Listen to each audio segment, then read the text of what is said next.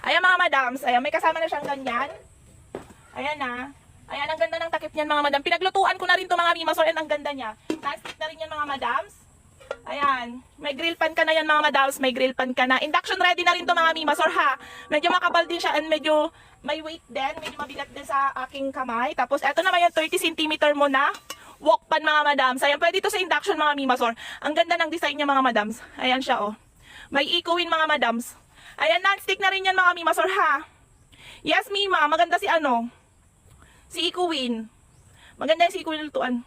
Yan, set yan. Meron ako yun. Yes, Mima. Oh, ang ganda daw, Mr. Anchor. Ayan. Ayan, yes, Mima. So, napaglutuan ko na rin to. Talagang non-stick talaga siya, mga madam. Kahit konting-konting mantika lang ang ilagay mo, mga madams. Ayan. Pwede na rin to sa induction, mga madam. Ha? Set na yan, mga madams. Ayan, lahat makukuha mo. Naka-ano na rin siya, naka-box na rin siya, mga madams. Ayan, check out mo na yung mga Mima. So, habang naka-live tayo, mga madams. Ha? Huwag nyo na lang pansinin yung background ko, mga Mima, ha? Ayan. Huwag nyo na pansinin yung background ko. Ayan, para-paraan tayo mga madams, no? Ayan, check out na tayo mga madam habang naka-live tayo. Ayan yung ating eco-win mga madam. Ang ganda ng eco-win natin mga madam. Hindi po cast iron ang basket number 3. Mimasor cast iron din yan mga madams. Combination na siya ng ano, ng medical stone sa cast iron mga madams. Ayan, kaya kung mapapansin nyo, pwede din siya sa induction mga mimasor and magnetic din siya mga madam.